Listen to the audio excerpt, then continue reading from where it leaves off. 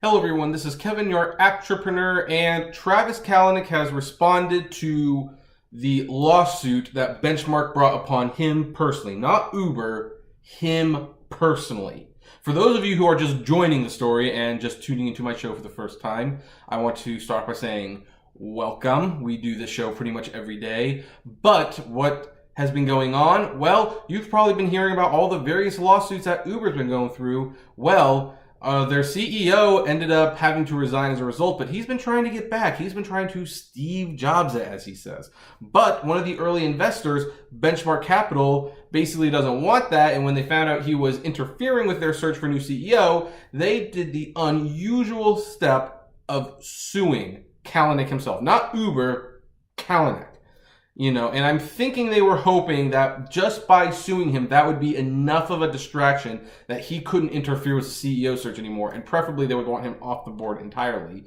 Well, that got some people on the board supporting Kalanick, some people supporting Benchmark. I think more people are supporting Benchmark at the moment. Oops, I just tapped the table. Sorry about that, folks. A little shaky there.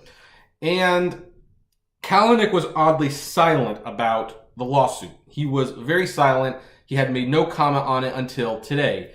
And he called the lawsuit a personal attack and without merit or cause. Of course he would. Now, here's the thing. The whole without merit and cause thing, that's a general statement I think you just have to make. If you want to defend yourself in any way, you have to say it's baseless. You have to, at the very least, put on like a big show that you're a big boy. This is not real. I'm going to beat you. And strangely enough, Kalanick's response by adding that, I feel this is a personal attack, kind of deflates the whole purpose of that, because he's kind of going like, this is an attack. I'm sorry, mommy. No, Kalanick, grow up. Grow up. You're a scumbag and you know it. And I have to say, my sympathy, the little sympathy I was having for you in all of this, is definitely starting to go away because your arrogance is just so amazing. It is really amazing how arrogant you can be. And situations like this just prove it. We want to talk about personal attacks. Let's talk about personal attacks. Let's look at it from Benchmark's perspective and why Benchmark would do such a thing. Granted, they should have done this a lot sooner, but board member, well, okay, I'll talk about that in a second. But Benchmark invests $12 million into Uber, and they get some shares out of the deal. Now then, if Uber's $68 billion valuation on paper holds, and I doubt it does at the moment, but let's say it does, it went up quite a bit since that investment.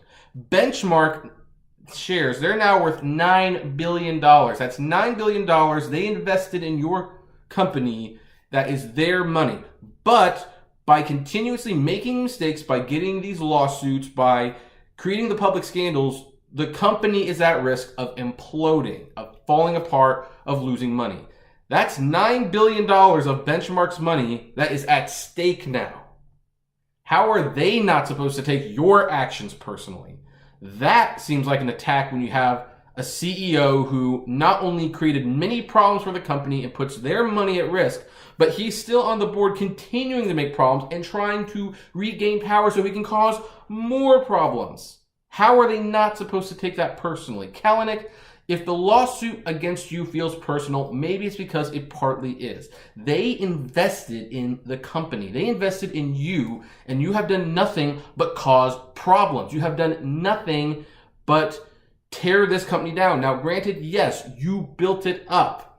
But it's not like when the company was starting and there wasn't a lot at stake. Now there is a lot at stake. Just because you built it up doesn't give you right to mess it up at the same time. Like, let me put it this way. When, some comic book fans will love this. Bleach. Bleach is a highly successful Japanese comic. And for those of you who are not aware, Japanese comics are typically run by one person throughout their entire career. It's the author who does the writing and most of the artwork. They have editors to give them advice, and they have like a few cleanup artists, but mostly it's just them. Now, Bleach, and I'll link to a video below so you can see the downfall of Bleach. It's a fascinating view, even if you don't watch or read this thing. But it was a massive tank. It used to be super high in popularity, and it crashed. The story got bad, and the series ultimately got canceled after being one of the top 3 biggest series in Japan, and even a huge success in America. But it got so bad it got canceled. But who's gonna be affected most? The author and the writer who controls the entire enterprise of this. Now contrast that to Uber. Kalanick was largely one of the only people when the company was started, but now it employs thousands of people. There are hundreds of thousands of drivers on the road. His actions affect more than just himself. But he has been running the company as if he's the only one that has mattered this whole time. He is not the only one that mattered. Everybody matters at this point. And he has lost sight of that, if he ever had it in sight in the first time. So does Benchmark take that personally, especially when a lot of their money is at stake? $9 billion of their potential money and valuation is at stake, and it might not even be $9 billion anymore. I seriously doubt the company is worth $68 billion. I think it dropped $10 billion or so. And if that's the case, then Benchmark's $9 billion return is now turned to like $6 or $7 billion, maybe even $5. How are they not supposed to take it personally? So Travis, if you are asking, this is a personal attack on me, you are damn right it's a personal attack on you, because you have been a personal attack on them. You have been a personal attack on me. With the whole YouTube demonetization thing, and by the way, folks, I will talk about demonetization very, very shortly. But you know what? I've been driving for this company for 2 years, and it took 2 years to get a break with the tips. You have never respected me. You have never respected any of the drivers. So yes, this is personal. Why do you think we were happy when Uber got sued? I was so happy when Uber got sued by Google. I was happy to hear about this lawsuit because Kalanick, you don't care about people. You never have. And when you don't care about people, that is an assault on their character at the very least. And when you make business decisions involving those people and you act as if they don't matter, that is an attack on them. So yes, Travis Kalanick, this lawsuit, this Benchmark lawsuit is very personal. It is a personal attack on you, and you deserve every bit coming at you. Every bit. But we're going to end it right there. What do you folks think? Do you agree with Benchmark, or do you agree with Kalanick? I would love to know. Comment below. Like, favorite, share, subscribe. If you enjoy the videos I make, consider becoming a Patreon member for as little as $1 a month. And for $5 a month, you will get exclusive videos, at least one new video a week, that is only you can see.